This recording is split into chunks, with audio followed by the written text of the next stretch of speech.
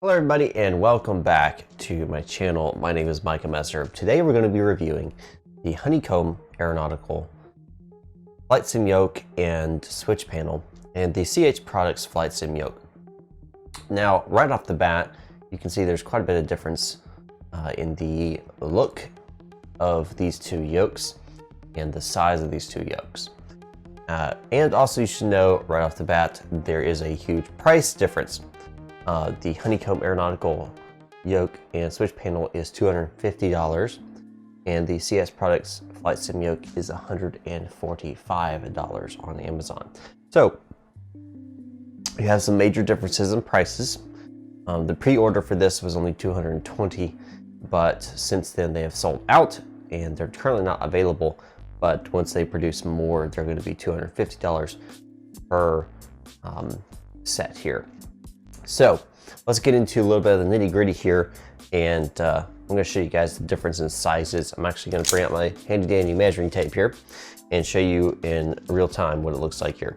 So the width of the Honeycomb is approximately 11 inches wide, and just this way right here.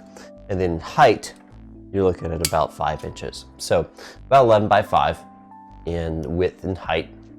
Now that's not this piece right here, but ultimately this would be, you're gonna have to have this in free space because it's gonna have to turn right. So hopefully you're thinking about that when you're purchasing these yokes, that you're gonna have the ability to turn this pretty much all the way around. Now in depth, there is a considerable difference here. The Honeycomb yoke is about 9.5 to 10 inches deep if you include these all the triggers and all the switches and stuff like that. So it is considerably more deep than the CH Products Flight Sim Yoke, and we'll get to that just in a second here. Now the actual yoke itself, you don't have to worry about it pushing back out from behind of the yoke. It's blocked off. The actual, I can't remember what you call this, but only goes inside. It does not actually go out the back, unlike the CH Products Flight Sim Yoke. So you have to, think about that whenever you're comparing the two. This does push out the back. Now, these itself, the actual yoke itself is about 12 inches wide, and it is about 7 inches tall. It's a little bit larger, a little wider and taller than the actual base here.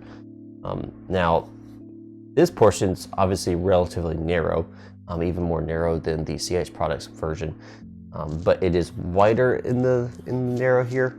I mean, there's no real difference between the two. I mean, it doesn't really matter at that point, this center part here. So, both are fine.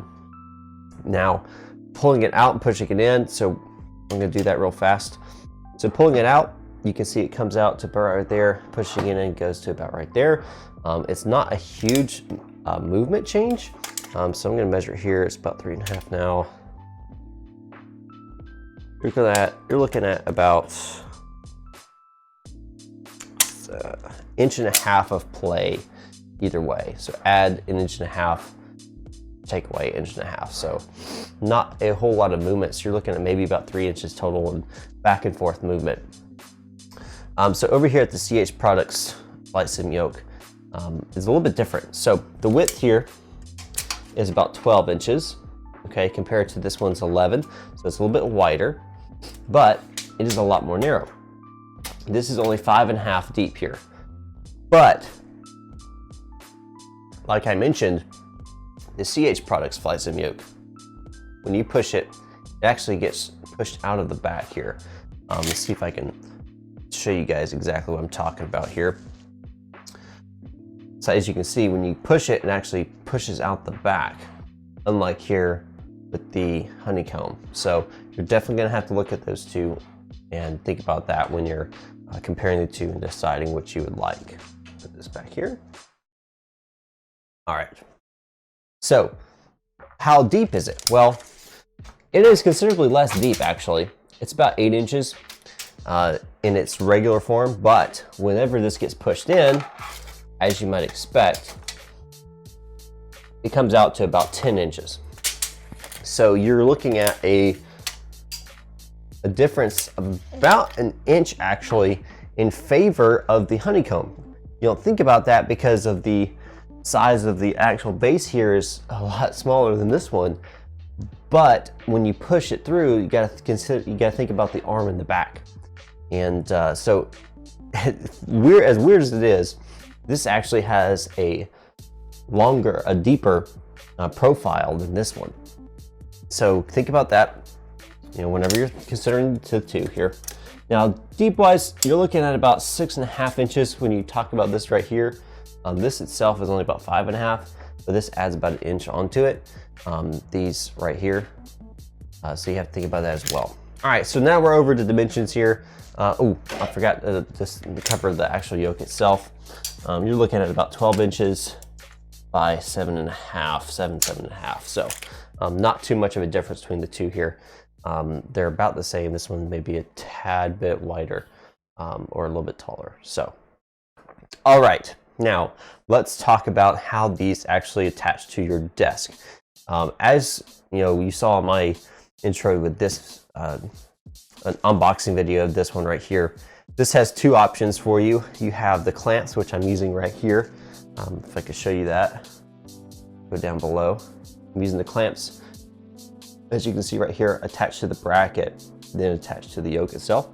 CH Products has these built-in clamps that you would use to connect to the desk itself. Now on the Honeycomb, you do have another option. You have the option for using their micro suction. It's their type of technology they're using to kind of give you another option for your mounting. It would not work on a desk like mine. That's because I have lots of texture and I have cracks, so to speak, where that would be, and it's not quite 100% even. I built this desk myself, so it's not like, you know, what you're gonna buy from like IKEA or anything like that with composite wood. This is legit wood. So that's what I wanted, so I built it for myself. But with that being said, it's not going to be as smooth as a manufactured desk or a glass desk or something like that. So if you have one of those, you can use the micro suction, but for my case, it wouldn't work for me. But you have two options here with the Honeycomb yoke. You only have one with the CH Products yoke. Now getting into the internals of the two, they are different. This operates off of ball bearings. This does not.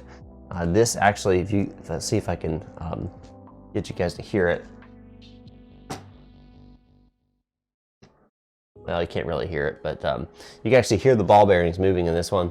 This one, you can't, and that's because this one does not have any ball bearings. Now, they both operate off of springs. They use springs to push back and forward and so forth, and to center up. So they're both going to be the same there. This definitely has advantages to this one. This is using steel and steel ball bearings, all that kind of stuff. So it's a lot more durable. It's not going to break compared to this is all plastic on the inside here. So you're going to have, you know, think about that when talking about quality. This has internal workings of steel. This has plastic. With that being said, they both work. So again, making up your calls here, what you want to do. Now with the Honeycomb yoke here, like I said, has a steel shaft. The CH Products Flight Sim yoke has a plastic shaft. I have noticed, I've had this for 2 years now, and I have noticed that this has begun to stick a little bit, and that's just the nature of plastic and these particular type of yokes. You can get lubricants for it that will obviously make it not as sticky. It's like a dry lubrication, something like a powder that you put on these, and it'll smooth up just fine. This is a little different. If these start to stick up, they're going to be using like a type of actual lubrication. I haven't looked into the manual. I'm sure there's some type of way that you're supposed to lubricate this if it does start to stick up for you. In general, I just try to keep it as clean as possible to avoid that. So let's get to the features of the two here. So on the Honeycomb yoke, you have a considerable more number of switches or buttons on the yoke itself. You have two rocker switches here. You have a button, you have another, let me see, let me get a closer look here so you guys can see.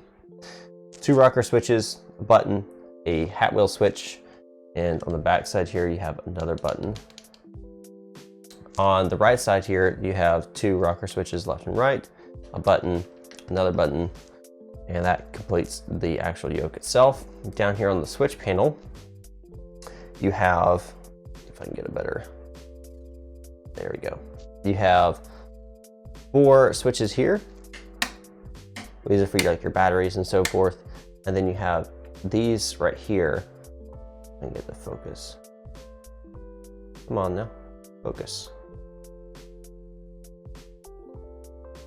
There we go. You can see that they are the lights, the beacon, land, taxi, nav, and strobe. They just flip up and they flip down. And then over on the right side here, you have the ignition, magneto turn here, off, right, left, both, and start. So you have that option as well.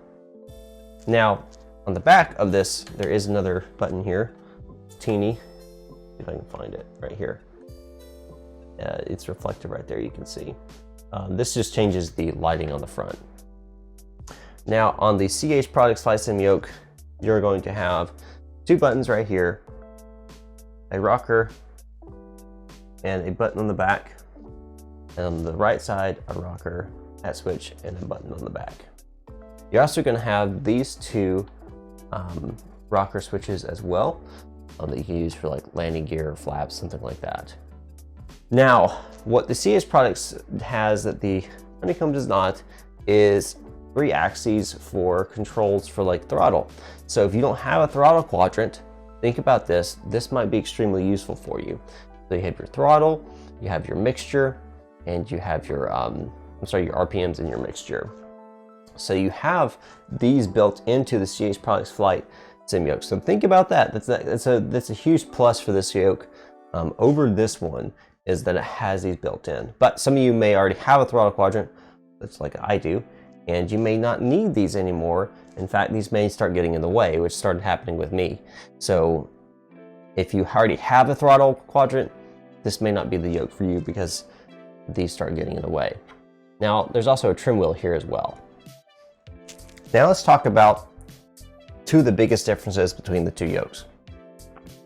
Besides the material, which we've kind of covered, this being plastic, this having steel internal workings, the external texture and stuff of this yoke is far superior to this one. This is still polymer, this is still a plastic covering all the way around, but it's a really smooth plastic. And what I've noticed is my hands don't get sweaty on this as they did on this one, which is really nice. I really like the fact that I can hold this yoke for a while and it doesn't get hot. I don't get sweaty on it compared to this one, which does happen. This obviously is a cheaper polymer, it's a cheaper plastic on the CH Products Flight Sim Yoke. So think about that. This does have a lot better feel. I mean, it's just an honest opinion.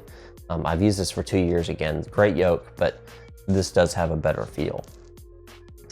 So let's talk about another big difference between the 2 here, besides the materials, is the range of motion. So the CH Products Flight Sim Yoke has a maximum turn of 45 degrees to the right and 45 degrees to the left. That means it's a total of 90 degrees on your rotation, on your roll axis. On the Honeycomb Flight Sim Yoke, the Honeycomb Aeronautical Yoke and Switch panel, you have 90 degrees to the right and 90 degrees to the left. What does that mean? You have 180 degrees on your roll axis, which is what you have in a real aircraft. In a 737, in a 747, in the Airbus, well, Airbus is different, sorry, Airbus is a joystick. In a Cessna, Embraer 190 or 170, they all have 180 degrees total on the roll axes, or 90 degrees left and 90 degrees right. So this is going to be a lot better for accuracy on controls than this one. So if you're trying to maybe study up a little bit to actually go take your real private pilot, get your real private pilot's license, wanting to get some of that feel in, this is going to be better for you because it does give you that 90 degrees left and 90 degrees right like you would have in a real aircraft. It also does give you better control in general with aircraft in the sim itself. Now, both of these are compatible with X-Plane 11, P3D, and FSX. I assume will be compatible with the new Microsoft Flight Simulator coming out in 2020, but we'll see. We'll have to wait and see about that.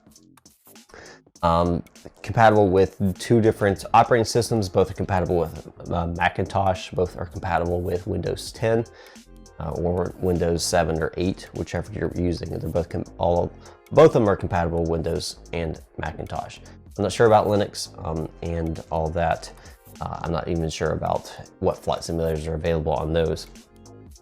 So I use this in X-Plane 11. I've used it a couple times now. This one, I've used this again for 2 years. So what is my overall opinion of both yokes? Both yokes meet the requirements for any type of flight simmer out there. They give you the control axes that you need. They give you some accessories, some buttons that you can program. I haven't even used all the buttons on this one yet. So they give you what you need, and they're gonna cover the basis for you. But again, if you don't have a throttle quadrant, think about this one, because it does have those throttle quadrants here, or the throttle here. If you already have one, definitely consider this one. Now remember, there is a big difference in price. This one is $250, this one is $145.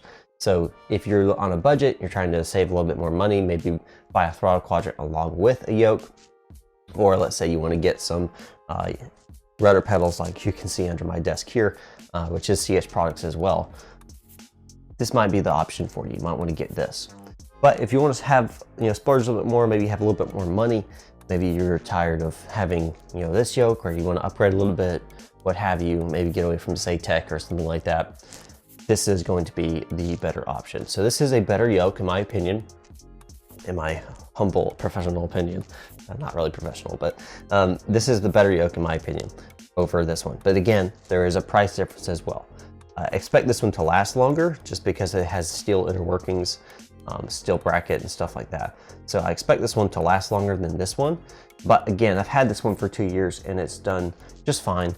Before this yoke, actually, I had another CH Products yoke that was from like the late 90s and it was still running into the 2000s. So it's this, from what I understand, the products that CH Products produces, they hold out over time. They're gonna keep going. I hope this is the same for this one as well. We'll have to wait and see what time does tell. But yeah, so these are 2 yokes that I currently have.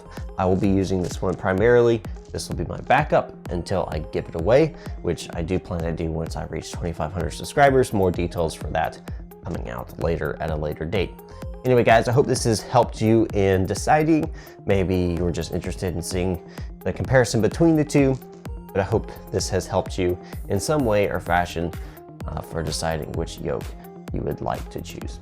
Thanks for watching, guys. Don't forget to hit the subscribe button down below and hit the like button as well. Thanks, and I'll see you guys next time up in the sky.